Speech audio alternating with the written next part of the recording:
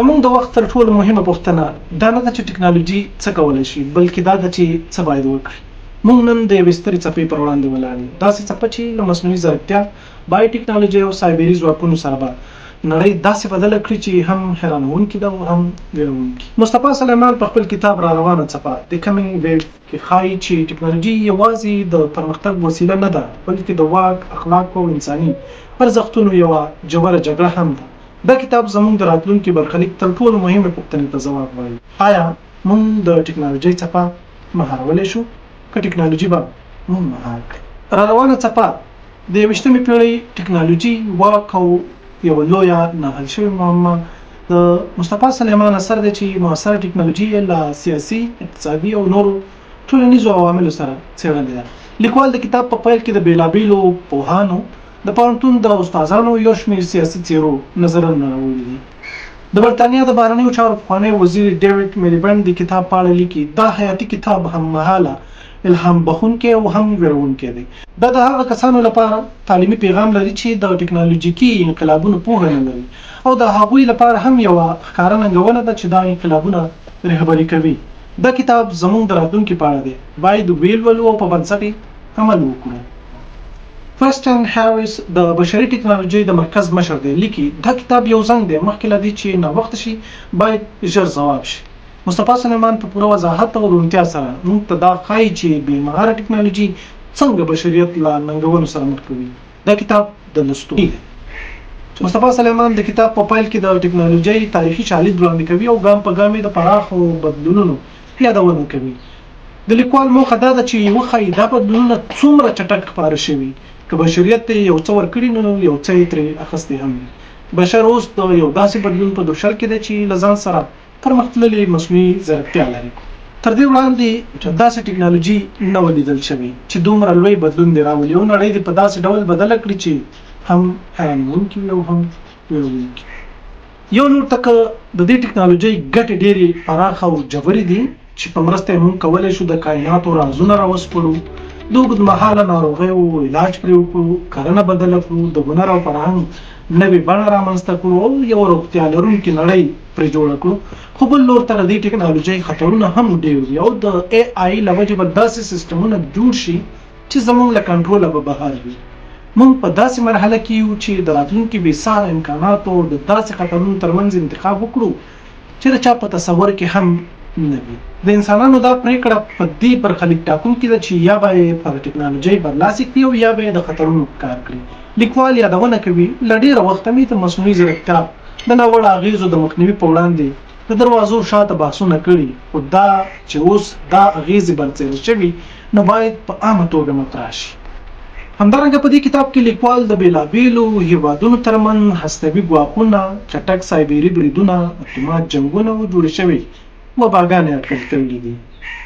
لیکوال خپله د AI د دوو شرکتونو بنسټګر دی چې له 2019 کال راهیسې په همدې برخه کې کار کوي. نوموړی کاږي چې په 2019 کال کې د ډیپ مایند له تاسیس وروسته د مصنوعي ځیرکتیا د اوږدمهاله اقتصادي او ټولنیزو اغېزو په اړه مې سیمینارونه وړاندې کړل. د ټکنالوژۍ او صنعت مخکښو مشرانو ته مې په یوه غونډه کې وویل چې AI یو لړ ګواښونه له ځان سره راوړي، لکه خصوصي حریم کې مداخله، د غلطو معلوماتو خپرول، د خلکو بیکاره کول، او مهمه دا چې AI کېدای شي وسیله وګرځي او نوې سایبري وسلې رامنځته کړي. خو د دې څرګندونو په وړاندې ډېری کسان غلي پاتې شول او ځینو خو وویل چې AI به نوې اړتیاوې او نوې دندې رامنځته کړي. ممکن خطرونه وي خو خلک عقل لري، حل به یې کړي. مصطفی سلیمان په دې باور دی چې ساینسپوهان او اختراع کوونکي د خپلو اختراعاتو کنټرول ژر له لاسه ورکوي او د کومو موخو لپاره چې ټکنالوژي رامنځته کیږي ډېر ژر خپله موخه او لوری بدلوي. د اټوم بم جوړونکو هم ونشو کولی چې اټومي جګړې ودروي. هنري فورډ هم ونشو کولی چې د موټرو د پیښو مخه ونیسي. توماس ایډسن د خلکو لپاره د غږ ثبتولو آله جوړه کړه ترڅو د خپلو فکرونو د ثبتولو لپاره یې وکاروي، خو تر دې زیات د موسیقۍ اورېدلو لپاره وکارول شوه. الفرید نوبل چاودېدونکي توکي د کانونو او معدني موادو د اخراج لپاره جوړ کړل، خو د انسانانو د وژلو لپاره وکارول شو.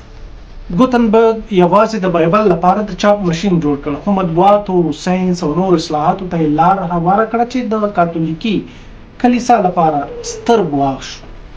په اصل کې ټکنالوژي خپل منطقي او ناڅاپي خواوې لري چې تل د پلان خلاف سي.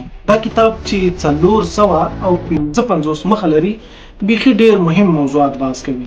مهمو ټکو لکه تارې د څو مهمو ټکو او موضوعاتو یادونه دلته کوو.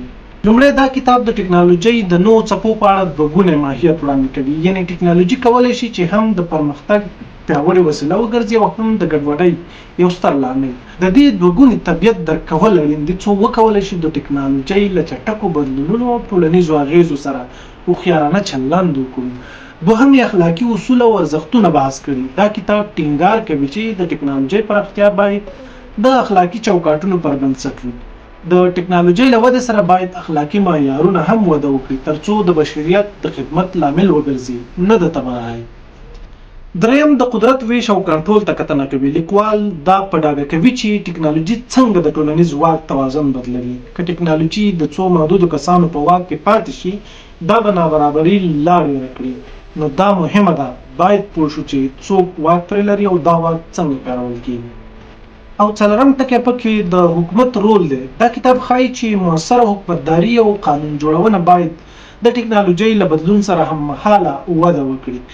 داسې پالیسۍ باید رامنځته شي چې د محرومیت، امنیت او اخلاقي ستونزو حل وګرځي. پنځم مهم ټکی پکې د ګډې همکارۍ دی. لیکوال یادونه کوي چې د ټکنالوژۍ له لورې راولاړې شوې ننګونې یوازې د دولت، خصوصي سکتور او مدني ټولنې له لارې حل کېدلی شي چې له دې سره د ګډې همکارۍ ټول شموله حل لارې رامنځته کېږي. او شپږم ټکی پکې د ګډوډۍ د مخنیوي لپاره چمتووالی دی. لیکوال لیکي ټکنالوژي کولی شي چې د ټولنې اقتصادي وضعیت سخت وځپي. خلک باید دې ته چمتو وي چې د زده کړې، روزنې او نوي مهارتونو له لارې له بدلون سره ځان عیار کړي. اووم مهم ټکی پکې د راتلونکي لید تشریح ده. دا کتاب لوستونکي هڅوي چې داسې راتلونکی تصور کړي چیرې چې ټکنالوژي د انسانانو د هوساینې لپاره کارول کیږي. د ټکنالوژۍ نوښت، مثبت فکر او ټولنیز مسؤلیت منل کولی شي د انسانانو ترمنځ یووالی، برابري او پرمختګ ته لاره هواره کړي. په پایله کې ویلی شو چې د دې کتاب اصلي موخه پر ټکنالوژۍ څار او کنټرول دی او موږ ته دا ښایي چې ټکنالوژي یوازې یوه وسیله نه ده بلکې له واک، اخلاقو او انساني ارزښتونو سره یوه تړلې ژوره موضوع ده. دا و د دې اونۍ د کتاب لنډیز. د بل ښه کتاب تر لنډیز او خلاصې راوړل مو په لوی سخت تعالی سپارم. الله مو مل شي.